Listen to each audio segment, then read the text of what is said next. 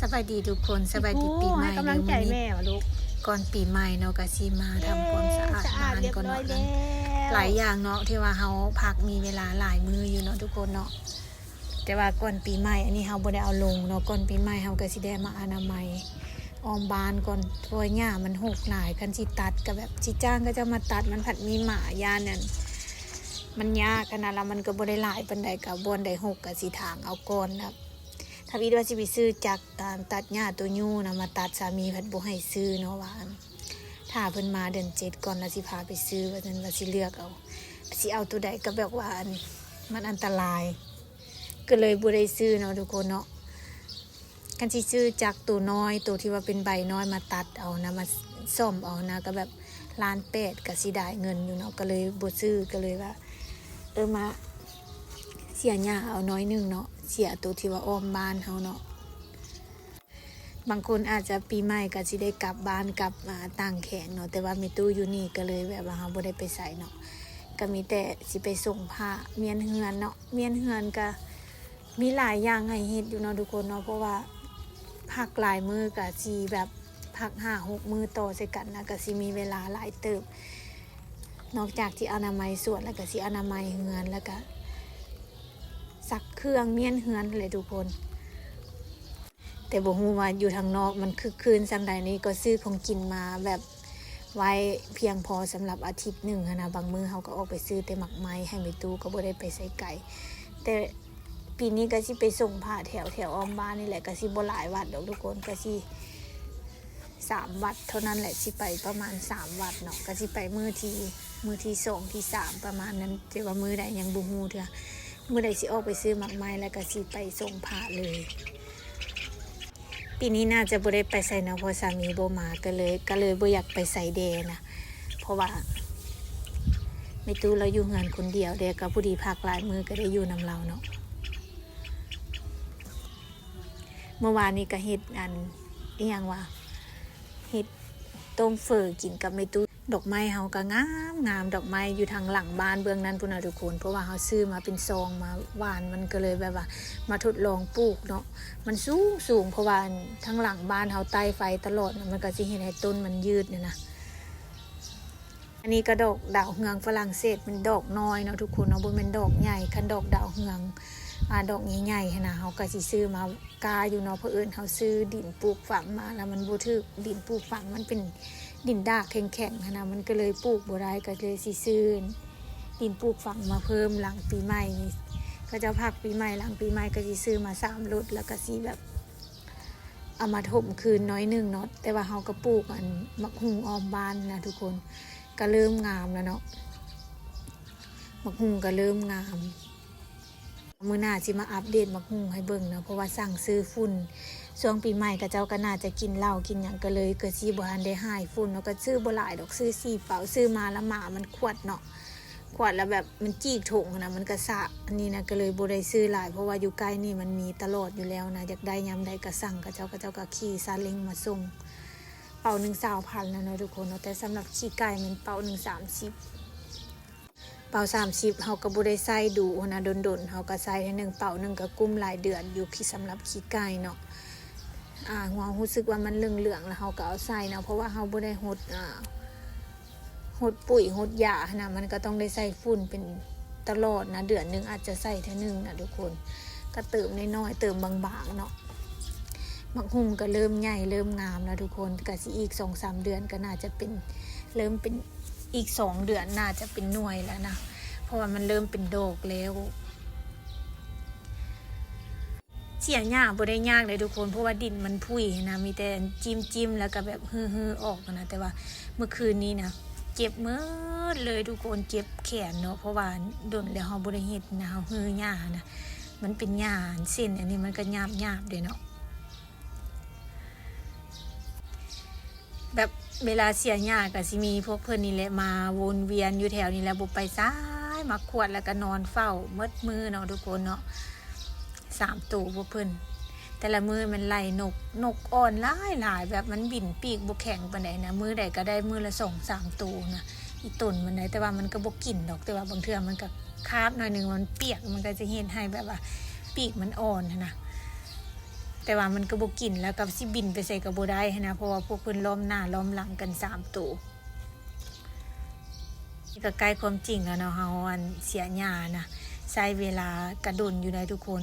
เฮาเสียตอนเช้าเพราะว่าตอนเช้ามันบ่ร้อนเนาะตอนเช้ามันอากาศมันดีเฮาก็สิใช้เวลาประมาณ30-40 นาทีเนาะสำหรับอยู่ในสวนเนาะหลังจากนั้นก็สิขึ้นไปอาบน้ำกินข้าวแล้วก็ตอนแลงก็สิลงมาต่อเลยเนาะทุกคนเนาะเพราะว่าตอนแลงเฮาก็สิเฮ็ดอีกน้อยนึงและอีกทั้งข้างเบื้องนั้นสวนผักเบื้องนั้นนะเบื้องต้นมะฮุงนะเฮาก็สิเริ่มเสียเพราะว่า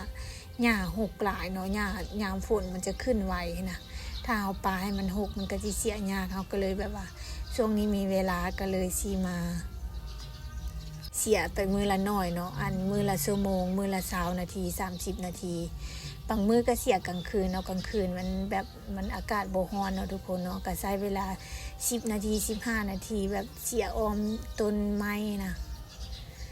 และอีกอย่างนึงช่วงนี้เฮามีเบี้ยมักเพชรนะเฮาก็สิเอาเบี้ยมักเพชรลงเพราะว่าเบี้ยมักเพชรขี้หนูเฮาเอาลง 4-5 เบี้ย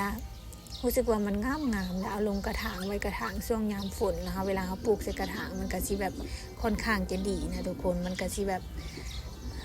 เฮ็ดให้รากมันแบบแข็งแรงเลยเนาะมันก็สิบ่ชื้นนะเวลาเฮาเอาลงลงดินเฮาต้องเบิ่งว่าน้ำมันขังบ่ถ้าน้ำมันขังนะมักเพชรนะมันสิบ่มักน้ำขังเนาะและส่วนใหญ่มักเพชรนะมันสิมักพวกแบบว่า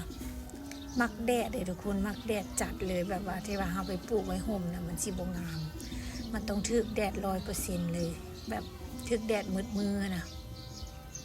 แต่ว่าเฮาโชคดีเนาะอยู่นี่เฮาก็สิแดดก็สิส่องถึงแถวอ้อมบ้านอ้อมกำแพงมันก็สิแดดส่องถึงตลอดแต่ว่าก็คือว่าแล้วเฮาซื้อดินปลูกฝังมามันดินปลูกฝังผิดมันเป็นดินดากมันแน่นนะเฮาก็เลยแบบว่าสิท่าเคลียร์ก็เนาะให้มันแบบ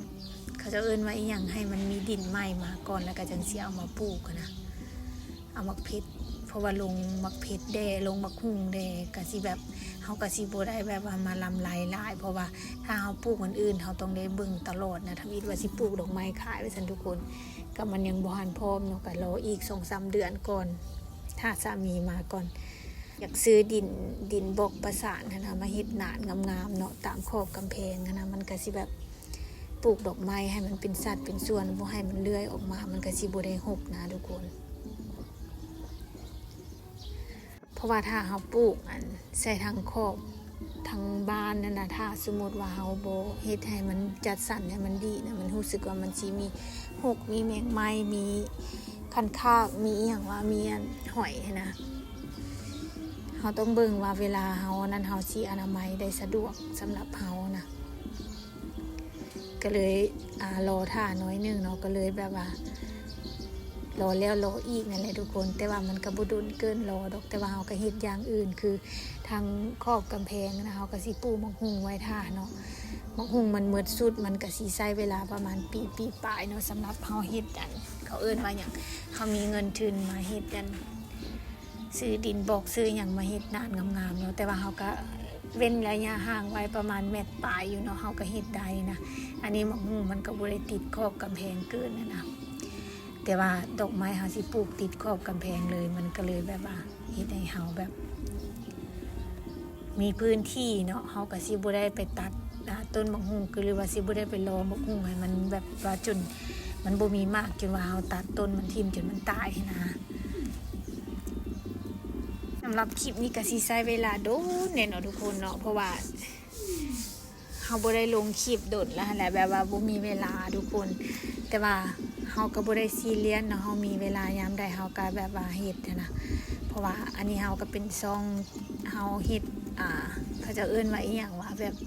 จะเก็บความทรงจำที่ดีเอาไว้เนาะทุกคนเนาะเฮาก็เลยแบบว่าเฮามาเปิดช่อง YouTube แล้วก็มาเฮ็ดถ้าสมมุติว่ามันมีรายได้เข้ามานะมันก็จะเป็นการดีถ้าสมมุติว่ามันบ่ได้นะ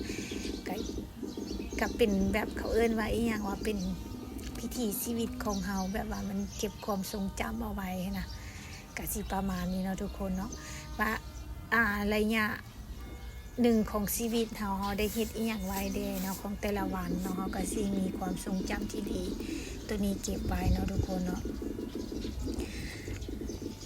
แต่บ่ฮู้ว่าแบบว่าการเฮ็ดช่อง YouTube หรือว่าการเฮ็ดอันนี้นะแบบมันก็ค่อนข้างจะยากเลยทุกคนมันก็สิบ่ได้แบบว่าราบรื่นตลอดไปนะอันหนึงก็คือเฮาบ่มีเวลาแบบว่ามา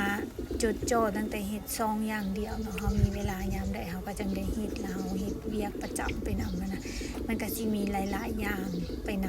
ำมันก็สิบ่มีแต่อันเดียวฉะนั้นนะเฮาสิบ่ค่อยประสบความสำเร็จปานใดแต่ว่าถ้ามื้อนึงหากว่ามันไปได้ดีนะก็โอเคเนาะถ้าว่ามันบ่ได้ก็บ่เป็นหยังแต่ว่าช่วงระยะเวลานี้เฮาบ่ได้เฮ็ดต่อเนื่องละเฮาบ่ทันพร้อมงานบ่ทันแล้วอีหยังหลายๆอย่างเงินทุนอีหยังมันก็บ่ทันมีแล้วเฮาก็บ่ได้เริ่มเฮ็ดปลูกอีหยังเป็นเขาเอิ้นว่าอีหยังเป็นจริงเป็นจังนะว่าถ้ามีอีหยังลงโตแบบว่าเฮาเฮ็ดเองนานพักเสร็จสมบูรณ์อีหยังสินะเฮาก็สิมีเวลาลงคลิปเรื่อยๆแล้วก็สิมีอัปเดตเรื่อยๆนะก็สิประมาณนั้นเนาะทุกคนเนาะสำหรับคลิปนี้เฮาก็สิมาเล่าย่อๆก็บ่ได้ย่อได้นะทุกคนเล่ายาวเลยแหละเพราะว่าคลิปมันยาวอีหลีเนาะสำหรับคลิปนี้บ๊ายบายเด้อทุกคนพบกันใหม่ในคลิปหน้าเดี๋ยวมาเจอกันอีกโชคดีปีใหม่เด้อทุกคนขอให้มีสุขภาพแข็งแรงร่ำรวยเฮงๆพบแต่สิ่งดีๆตลอดไปเนาะบ๊ายบาย